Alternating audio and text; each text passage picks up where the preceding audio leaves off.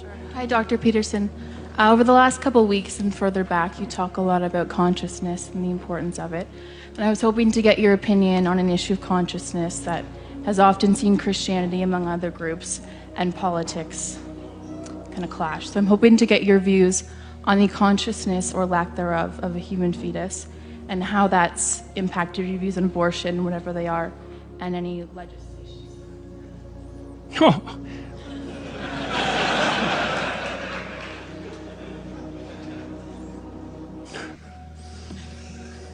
Thank you. I'm very...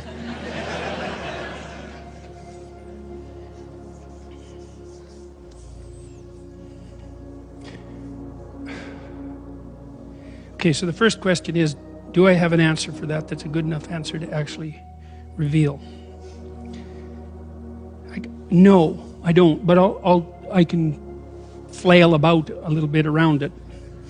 Abortion is clearly wrong. I don't think anybody debates that. You wouldn't recommend that someone that you love have one. Okay, now, having clarified that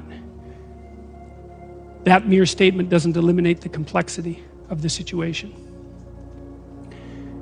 The first question is should everything wrong be illegal?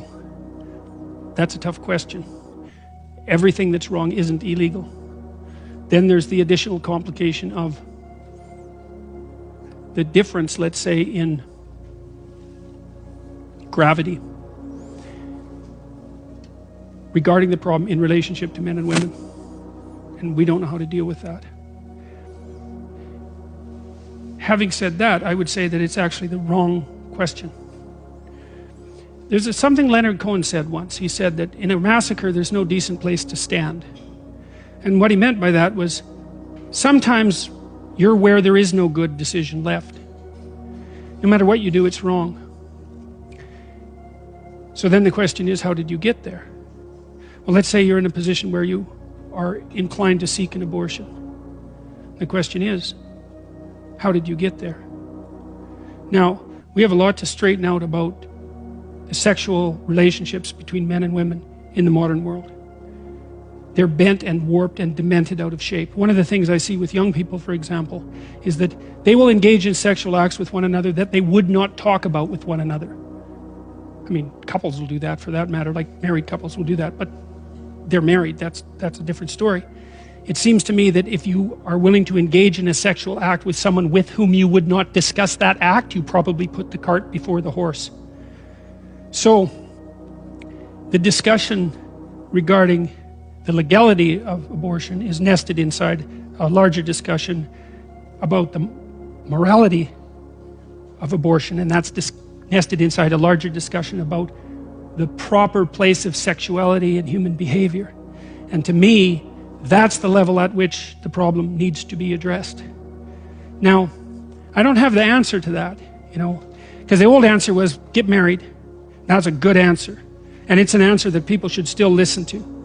But we'll put that aside momentarily. I had a client at one point who was, I don't know, she was probably, I'm going to disguise her in a variety of different ways. She was 27, 20, thereabouts, had come from a relatively conservative background, quite a timid, fearful person, and also not very well, not sophisticated in relationships. And she'd never had sex. Well, there's a bunch of things she'd never done. Well, the answer from me to her wasn't continue to be timid about everything, because that wasn't working out for her. She needed to go have some adventures. Now, sexual adventures, like other adventures, are dangerous.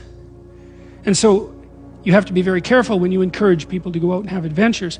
But too much timidity and caution also constitutes a pathway to perdition, let's say.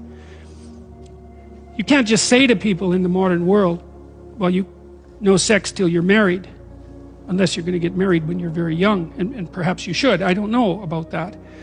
But I don't think that we're mature enough as a culture to have a serious discussion about sexual propriety, especially in the aftermath of the birth control pill. And we seriously need to do that. And we haven't. And so I think the eternal debate about abortion, horrible as it is it's the surface manifestation of a much deeper problem. Now, I talked a little bit today about the utility of marriage, like the spiritual utility of marriage. And that's something that I think we're so immaturely cynical as a culture. Like we're not wise enough to look at an institution like marriage and to really think about what it means and what it signifies. It signifies a place that people can tie the ropes of their lives together so that they're stronger. It signifies a place where people can tell the truth to one another. It signifies a place where sexuality can properly be integrated into life. That's no easy task. It's a place where children, at least in principle, can be put first and foremost as they should be once they exist. And so there's a much broader discussion that has to happen, I think, before any concentration on the legality of abortion is liable to get anywhere at all. That's what it looks like to me. So that's the best I can do with that question.